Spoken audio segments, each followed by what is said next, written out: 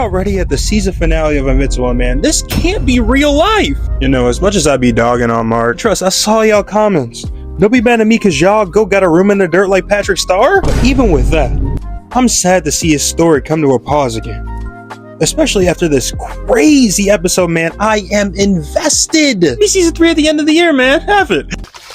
We start the episode off with my man Omniman doing what he does best, handing out ass whoopings. After he's done catching bodies, we figure out it's actually just an inspection to see if he's fit enough for execution. I ain't gonna lie, I thought he was getting ready to beat Mr. Peanut Man's ass.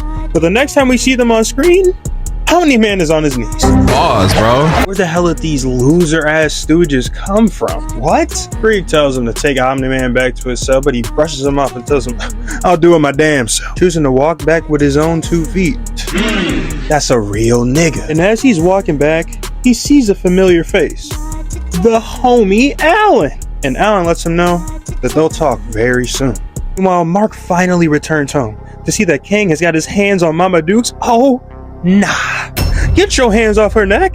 The only crime worse than jumping is touching somebody's mom's, man. This strong-headed ass nigga gotta go. The man starts going on the spiel about the last time that he saw Mark. He didn't have veiny balls for a head. Nigga's so hideous, Mark couldn't remember who he was. Damn. Which gets him to start spazzing out, letting us know his real name, Angstrom Levy. I'm gonna be honest. I'm still calling him Kang though, I ain't gonna lie. This Negro is wild enough, throwing moms and the baby while playing victim? Are you okay? That's different, man. So Mark starts getting hot. He storms at him and finds himself going through a portal to a universe with talking dinosaurs? Say that humans are extinct in this dimension. But how the fuck are there dinosaurs? Did somebody have sex with Barney, my nigga? And this would only be the beginning of Mark's multiversal journey, too. And every time he came back, Kang was getting more out of pocket. Yanking Oliver and yeeting him across the room is crazy! Mom's made a Sports Center top 10 play catching him. I mean, peep the slow-mo. I mean the takeoff, the dive, the catch. Top 5 plays of 2024? Mark's getting even angrier. He rushes Kang, getting a bit faster this time, but still gets shot into another dimension. This one? The great value, or should I say copyright-free, Marvel Universe. We really get to see Agent Spider fight Prof Ogg with one of the GOAT voice actors for Spider-Man.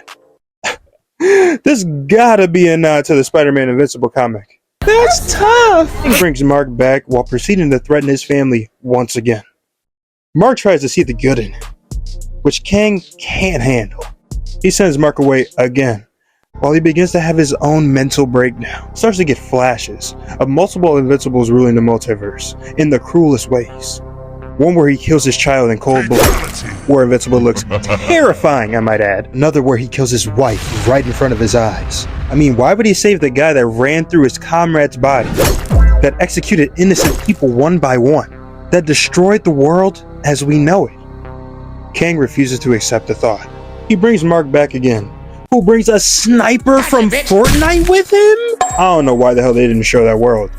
That would have slapped. My nigga Mark is starting to get sick of the bullshit though. Lifting Kang like he trying to take his lunch money. He threatens Mark's family once again, throwing a knife at him to get Mark to go into another dimension. This time, he's in the Walking Dead universe. Fun fact, nerd fact. The creator of Invincible also made The Walking Dead. This man's bag is deep as hell. And this collab also makes a lot of sense. The only thing that could have made it better was if we saw like Rick Grimes or something. That would have been a generational collab. Let's be honest though, the show fell off. This shit started to get trash. I'm just sick and tired of hearing him yap. She attacks King, who gets caught lacking but recovers fast. Ain't no way she was piercing that thick ass skull. Let's be honest, bro did all that just to get treated. That's crazy. She does drive home a great point though, calling out King's frustration with the fact that this is the only world where the roles are reversed, where he's the big bad and Mark's trying to save the world. Even just the accusation of that pisses him off. So he grabs Debbie and chokeslams her through the table? That ain't even the worst of it. He really snaps her arm in half. I'm starting to get sick to my stomach, man. Mark needs to smash that titanium dome of his in before I portal jump and do it myself. Cap. For real, this man became an Omniman level villain in 15 minutes. I'll be damned. Invincible is too good. He still got Mark going through his own multiverse of madness. Doctor Strange should take notes, because this is how you do it. Got Mark talking to AA groups, fighting cavemen, talking to Batman? Yeah, I don't know how to explain this one. How are they gonna get away with it? Like, they are teetering on that infringement line this episode. And I love it. He's even got Mark out here fighting in Mad Max. Another portal opens and Kang peeks in like prime Jack Nicholson. So Mark takes the opportunity to steal his black ass. But then he saw what happened to Moms. So he snaps. This is what Kang was waiting for. Showing off his new and improved body while beating Mark's ass through the multiverse. That purple Nerful eye stays on Mark's face, man. They might as well get it tattooed. But I ain't gonna lie. Y'all gotta get prepared for this. Because we finally see a side of Mark that's never been seen before. At least this version. Sick and tired of Kang threatening his family, Mark stops holding back. He punches Levy so hard that he was spinning in mid-air. Oh nah, that's crucial. Nice clear thing bro sees is a fist halfway down his esophagus. And man, I was getting flashbacks during this part. Invincible was giving Levy a slobber knocker just like his dad did at the end of season 1. I mean, word for word, bar for bar, shout out Soldier. But with one major difference. Instead of flying away like Omniman did, Invincible finishes him off. This is the Mark his fans are always gassing up. Okay, wasn't familiar with your game. But once the dust settles, it hits Mark what just occurred, and my boy is distraught. In disgust, he can only utter one sentence. I thought you were stronger. Wow.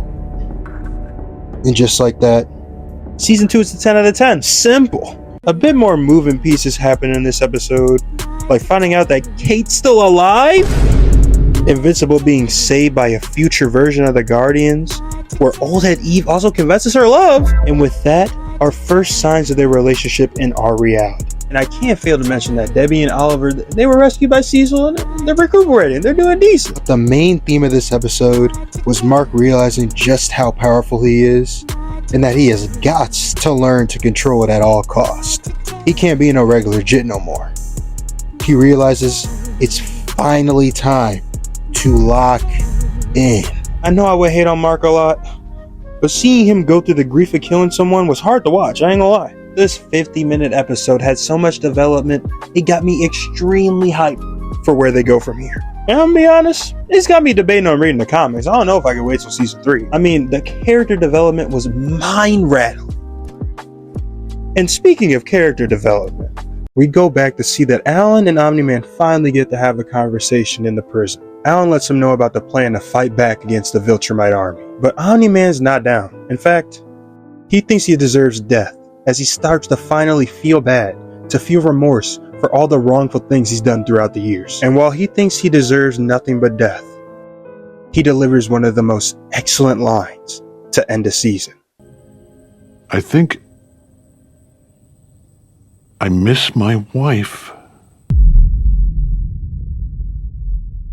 Got the new, the sexy Gojo? I mean, the clean ass Sakuna tee. They even got this dark and ominous but clean Itadori shirt. And for those of y'all that like wearing rings or even necklaces, they got y'all right too. You can find all this and more at animeexpress.store. And when you check out, use code ZA10 for 10% off. IEUE. It's a win-win. Now go to animeexpress.store and use code ZA10 for 10% off at checkout. Smoking in my tech, girl. Slamming in my tech, girl. Off the shrooms, I see clear. Sipping lean, I don't sip no bill. I don't pop no more perks on clear. But I'm popping it per for the one time. Fucking this hoe, but I only do one time.